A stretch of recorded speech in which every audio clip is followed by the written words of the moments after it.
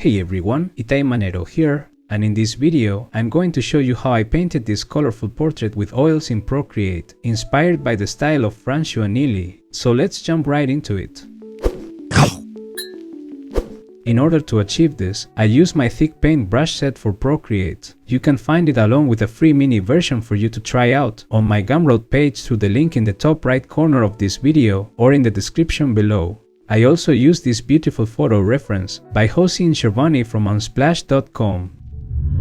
The idea for this particular project was to paint an explosive colorful portrait inspired by the vibrant art of Françoise Nielly. There are some details that immediately stand out to me when I look at the portraits she paints: the square format, the extreme close-up to the face, and the obvious use of the palette knife. I had those three important aspects very present while doing my study of her incredible art style.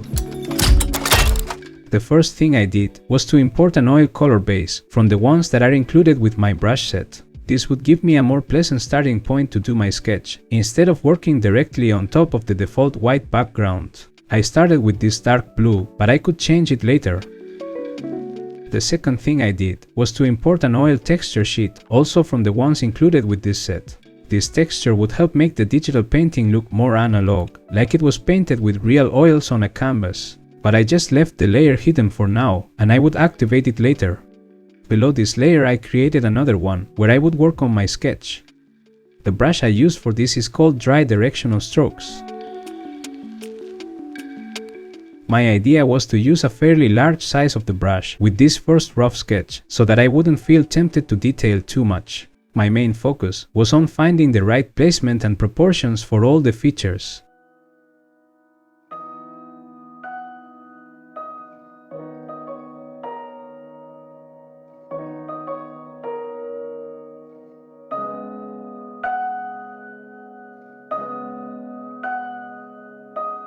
Then I lowered the opacity of the rough sketch, and on a new layer on top, I did a second sketch, but this time a more refined one.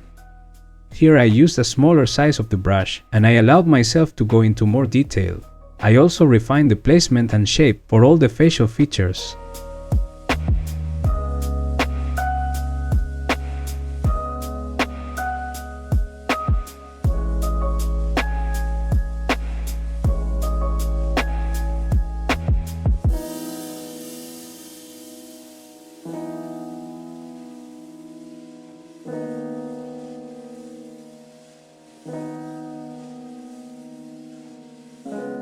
Since I was working digital, I took the advantage of the selection and transform tools in Procreate to adjust the size and placement of one of the eyes and the nose.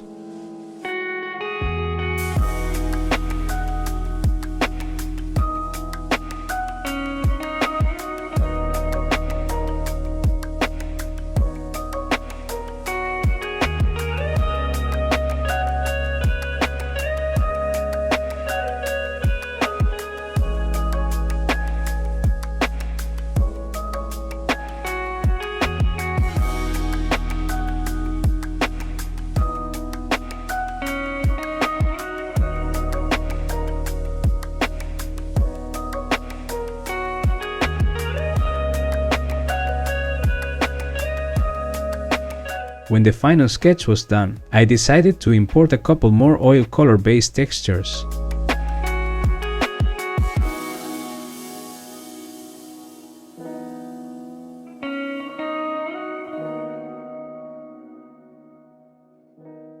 I created layer masks on the two new textures, and using pure black in the masks and the thick Paint 8 brush, I painted to hit some spots to reveal the textures and colors below.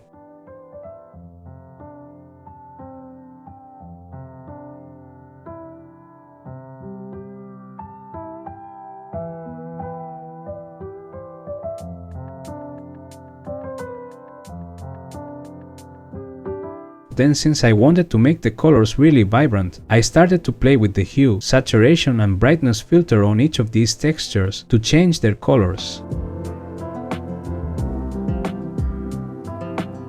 Once I found a combination that I liked, I merged all the color-based layers together. I then alpha locked the sketch layer so that I could change the color of the lines, just so that I could see them better. On a layer below the sketch, I proceeded with painting a random variety of color spots all over the face. The placement didn't need to make sense, but I tried to keep the colors harmonic and interesting. I didn't have any color palette in mind, I just went crazy with it. I've never painted anything like this before, so I took the opportunity to experiment and get out of my comfort zone. Using the same brush, but with the smudge tool in Procreate, I blended some of the colors a little bit. Now, because I wanted to have a variety of brush stroke types, I switched to the experimental thick brush 9 and did a few scattered straight marks, while also changing colors frequently.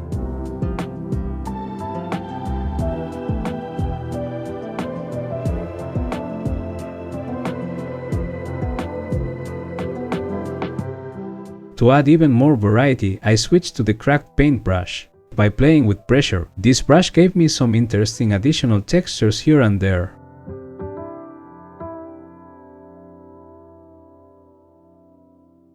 I switched now to the super wet flat brush. This brush is like a nice palette knife, and it would be very important to achieve the final look in this painting. I first went back to the sketch layer, and since Alpha Lock was still activated, I could recolor some of the lines to make them match the colors I needed in those areas, like the eyes, the nostrils, and the mouth.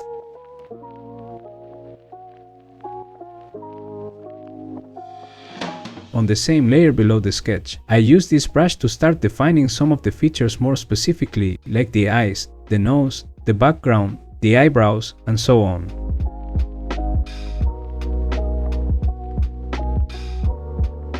I continued to choose crazy colors without any specific plan, since I really wanted them to look as random and vibrant as possible.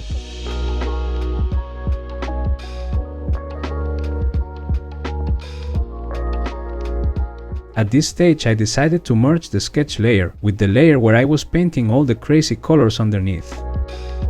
Now it was time to bring back the oil texture layer.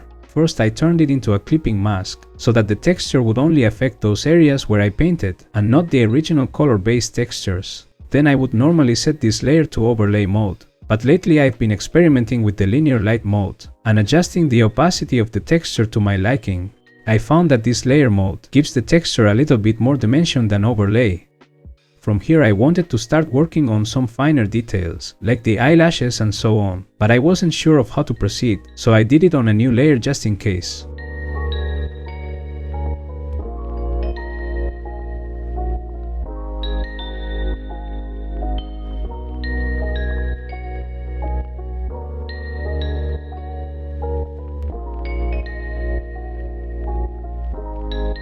But I quickly realized things were going well, so I merged this layer with the original painting layer and I continued working in that one.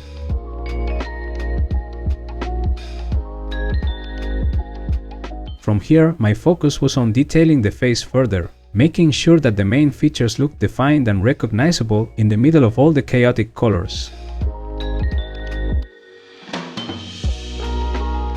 And I also kept adding more and more random colors and palette knife strokes, using the same brush with the smudge tool to blend those colors in very specific spots, while being very careful to not overdo it.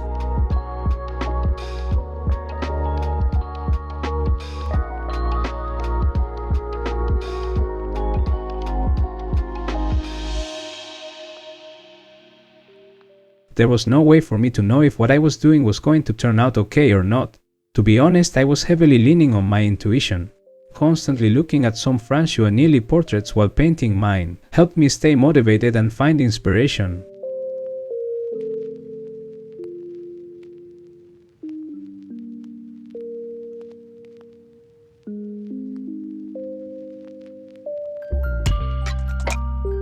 One thing that seemed important during the process was to try keeping the shapes very graphic and not trying to render things too realistically. The brush strokes needed to be rough and wild, but the overall shapes needed to be simple and to the point. That's how you get this crazy energy in the strokes.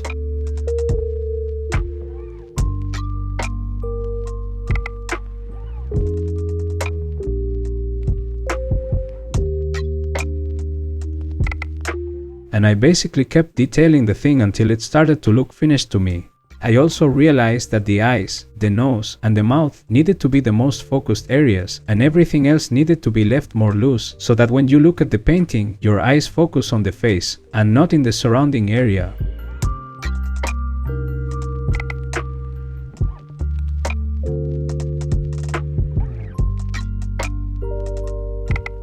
As a final touch, I used a variety of brush strokes with the super wet flat brush and the cracked paint brush to smudge some of the paint around and add some extra texture.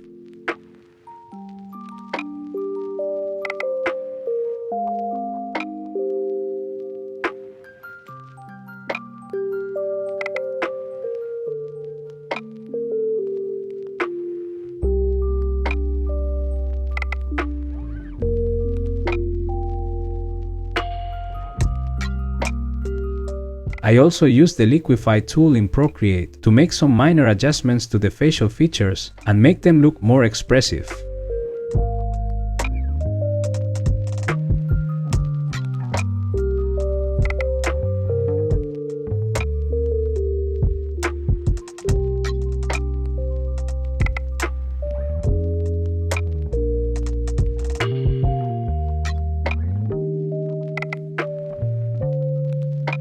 And this is the final result. I really hope you liked this video. If you use my brushes and post your art on social media, feel free to use the hashtag Manero brushes so that I can see what you create. I will be extremely happy to share your creations with my audience. Don't forget to subscribe for more art related videos and give me a thumbs up. Also, make sure to check out my Gumroad page, where you will find the thick paint brush set for Procreate and many other sets and freebies that I have available. I'm sure something will suit your artistic needs. All the links are in the description below. Okay, thank you for watching. See you next time.